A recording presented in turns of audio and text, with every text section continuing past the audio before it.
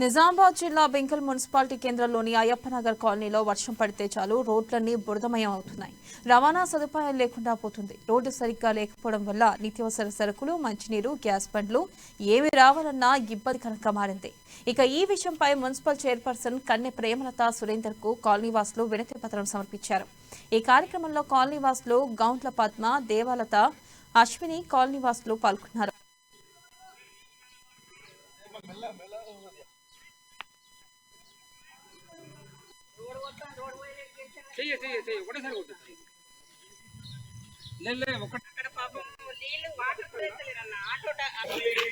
బాగా పరేషాన్ ఉంది. అక్కడ పిల్లలు అందరూ అక్కడ పడుతుండ్రు, అక్కడ బండ్లు కూడా అడ్డం పడుతుంది.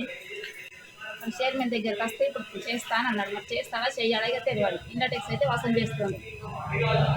ఎట్లా మా పరిస్థితి? అక్కడ దోమలు, పురుగులు, వాసన ఉన్నట్లున్నాం మేము. అక్కడ ఎందుకు ఇల్లు పట్టుకున్నాం? అక్కడ ప్లాట్ ఉంది, పట్టుకున్నాం. ఏం చేయాలి? 2 ప్లాట్ ఉంది. అన్నం కూడా తినబుద్ధి అవుతుంది. అంత గలీజ్ ఉంది. ఇంటి వెనుకాల సండాసులు నీళ్ళు అన్నీ వస్తున్నాయి. దొక్కుకుంటే ఇంట్లో కసుడు ఉంది. మేము కూడా మంచిగానే ఉంటాం కదా, వాళ్ళు ఫ్రెష్ ఉండదు కదా, మేము కూడా ఫ్రెష్గా ఉంటాం కదా. ఎందుకు అంత నీట్గా ఉంచుతాను?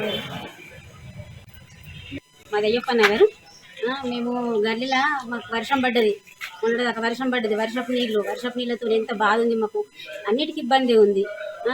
గ్యాస్కు, వాటర్కు ఏం వస్తారు, చెత్త బండ్లు అవి కూడా వస్తలేవు. మాకు బయటకు కూరగాయలు కూడా తెచ్చుకోవడానికి కూడా మాకు ఇబ్బంది ఉంది. మాకు తక్షణం ఇక్కడికి మేము చైర్మన్ గారి దగ్గరికి వచ్చినాము.